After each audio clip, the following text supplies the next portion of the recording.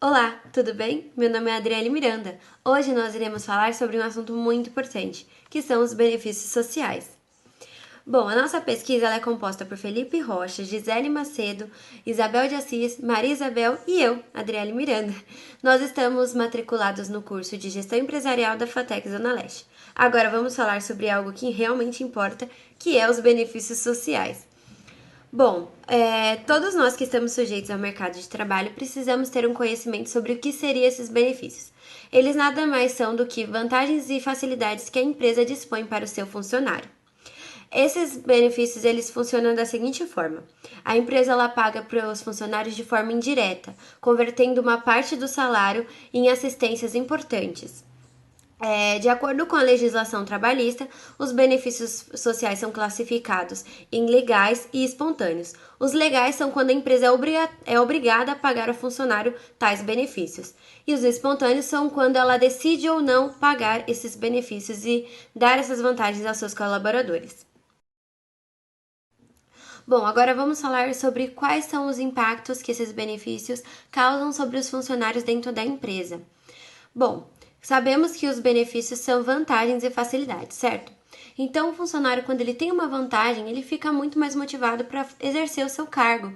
Então, ele trabalha com mais segurança, trabalha mais motivado, tem mais vontade de bater suas metas, de atingir resultados, colaborar para a empresa crescer, porque quando o funcionário está dentro de uma empresa que vê que agrega para ele não vai querer sair de lá tão cedo, vai querer ter um destaque maior, crescer, desenvolver-se melhor. Então, diremos que esses impactos são muito positivos. E então, quais seriam os ganhos que a empresa tem ao oferecer esses benefícios sociais para os seus colaboradores? Bom, a empresa tem ganhos, de resultados que serão facilmente batidos pela motivação dos seus colaboradores. Quanto mais motivados, mais metas eles irão bater, mais resultados irão atingir e a empresa irá crescer. Então, os ganhos são muitos devido a essa motivação e essa colaboração dos funcionários com a empresa. Benefícios sociais exigidos por lei. O 13º salário é um salário extra que as empresas têm que dar para os seus funcionários, elas geralmente dão no final do ano. As férias, elas são dadas aos seus funcionários quando eles completam um ano trabalhando na organização, e é direito do funcionário tirar pelo menos 30 dias de férias. Aposentadoria. A aposentadoria é tirada quando o funcionário ele tem um afastamento do serviço por motivo de doença ou até por ele já ter cumprido sua carga de trabalho durante os anos, e ele recebe um dinheiro pelo INSS. O salário maternidade é um salário que as grávidas recebem assim que elas recebem um afastamento do médico. Durante 4 meses elas recebem esse salário pelo INSS. E a hora extra, ela é dada aos funcionários quando eles cumprem mais do que as horas exigidas pela empresa. Benefícios sociais oferecidos espontaneamente pelas empresas, ou seja, não é uma regra todas as empresas fazerem isso, elas fazem para agradar os funcionários, para eles se sentirem mais motivados a irem trabalhar. O primeiro é a gratificação, que são comissões pagas para os funcionários se sentirem mais incentivados. Seguro de vida em grupo. As empresas, elas pagam o seguro para o funcionário e também incluem membros da família desse funcionário. A refeição no local de trabalho. Eles oferecem café da manhã, almoço, janta e muitas vezes até café da tarde. Transporte. Eles também, algumas vezes, contratam ônibus fretados, que pegam um funcionário da casa e levam até a empresa, ou algumas vezes pagam até táxi para o funcionário ir trabalhar. E assistência médica, que é quando o funcionário ele não precisa pagar para ir no hospital fazer algum exame, não é descontado do seu salário. Olá, meu nome é Gisele Macedo e eu estarei explicando sobre o FGTS. A sigla FGTS significa Fundo de Garantia por Tempo de Serviço, criado em 1966 pela Lei nº 5.107 e entrou em vigência a partir de 1 de janeiro de 1967. Tem como objetivo proteger o trabalhador que é demitido sem justa causa, Como que funciona? Uma empresa, ao contratar um empregado, ela abre uma conta vinculada no nome deste. E até o dia 7, ela fica responsável por depositar o valor de acordo com a taxa percentual.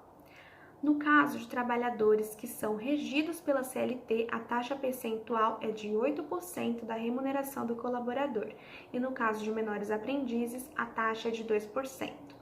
Importante frisar que o FGTS é uma obrigação da empresa e que não deve ser descontado do salário do colaborador. Quem tem direito a este benefício? Trabalhadores regidos pela CLT a partir de 5 de outubro de 1988. Antes dessa data, era facultativa a participação do FGTS. Dentro da categoria estão trabalhadores regidos pela CLT, trabalhadores rurais, intermitentes, avulsos, safreiros, temporários, atletas, diretor não empregado e empregado doméstico. Eles têm direito a este benefício. O FGTS ele tem sido a maior fonte de recurso para a habitação popular e o saneamento básico. Oi gente, eu sou a Isabel e eu vou falar um pouquinho sobre o INSS para vocês. Com certeza muita gente já ouviu falar, mas não sabe o que é. Então, INSS é uma sigla para Instituto Nacional de Previdência Social. Ele foi fundado em 27 de junho de 1990. Mas o que ele faz? Ele basicamente é um órgão que visa garantir a aposentadoria e demais benefícios para os trabalhadores que contribuem com a Previdência Social, ou seja, aqueles pagam uma taxa para a Previdência, para poder garantir as aposentadorias e outros benefícios. E aí também ele vai visar garantir a renda do contribuinte de sua família, em vários casos, como acidente, morte, prisão, gravidez, doença e velhice. Bem, gente, agora eu vou falar um pouquinho sobre esses auxílios.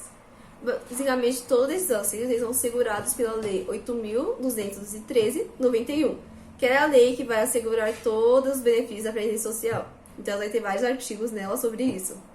Bem, o auxílio-doença, basicamente, ele consiste em uma renda quase igual ao salário pago que o trabalhador recebia enquanto estava trabalhando. Ele só é válido para doenças, no caso, que causem incapacidade temporária.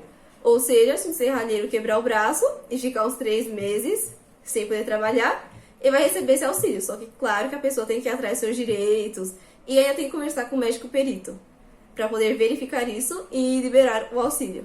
Essa renda ela é paga pelo tempo que durar essa incapacidade temporária. Se vai durar, ficar 3 meses com o braço quebrado, isso vai durar durante 3 meses. E ainda, após o fim do auxílio, a pessoa tem estabilidade no emprego durante 1 ano. Então, agora eu vou falar um pouco sobre o auxílio acidente. O auxílio acidente ele é assegurado quando o trabalhador ele sofre algum acidente de qualquer natureza e fica com alguma sequela permanente que reduz a capacidade de trabalhar. Por exemplo, o serralheiro ficar com o braço amputado. Isso vai ser uma sequela permanente, diferentemente do auxílio-doença, que ele teve o braço quebrado. Bem, nesse caso, o assegurado ele vai ter o direito de tanto receber esse auxílio, como o seu salário ou a concessão de algum outro benefício, exceto a aposentadoria. E isso é assegurado no artigo 86 do inciso 3. Agora eu irei falar um pouco sobre a pensão por morte. Ela está assegurada na lei que eu falei anteriormente, que é 8.213 de 1991, e está precisamente no artigo 74. Ela é paga para os dependentes do beneficiário do INSS, se caso ele vier a falecer ou, em caso de aparecimento, tiver a morte presumida por lei. Um exemplo disso seria o caso do Brumadinho, onde várias pessoas apareceram, ficaram anos desaparecidas e até hoje não acharam o corpo. Então, a justiça foi lá e declarou uma morte presumida. E os dependentes, caso tiveram, recebem esse auxílio. E por último, eu quero falar para vocês hoje é sobre o auxílio reclusão. O auxílio reclusão é somente assegurado quando a pessoa estiver em regime fechado, estiver contribuindo com o INSS e ter uma renda igual ou inferior a R$ 1.425,56. Este auxílio é somente pago aos dependentes. Quando eu digo dependentes, eu quero dizer os que dependem economicamente do beneficiário. Ou seja, um irmão ou filho menor de 21 anos ou incapacitado, uns pais e até mesmo um cônjuge. Bom dia a todos os colegas presentes. Hoje eu vou falar um pouco sobre a história do INSS, que é o Instituto Nacional do Seguro Social. Na verdade, a história da Previdência no Brasil ela foi criada no ano de 1923 com a Lei Eloy Chaves. Só que o INSS ele só veio a se tornar um órgão federal no ano de 1990, graças ao ex-presidente Fernando Collor de Mello.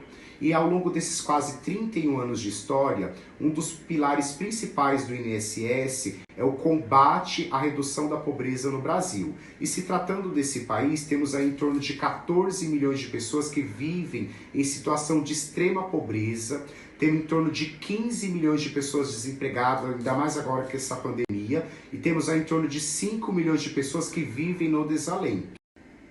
E diante disso é necessário que esse órgão federal ele seja fiscalizado para que não haja corrupção, porque o problema do Brasil sempre foi ética de convivência. Nós temos uma elite política que fala em valores republicanos, mas que adora privilégios. Nós temos uma elite empresarial que fala em livre mercado, mas que adora monopólio. E nós temos uma elite aristocrática que fala em redução de desigualdades, mas que adora furar a fila da vacina, que adora agir de maneira corrupta. Hoje o Brasil vive a inoperância inacabada do Estado. Então é necessário que a gente dê valor ao que foi construído ao longo de muitos anos.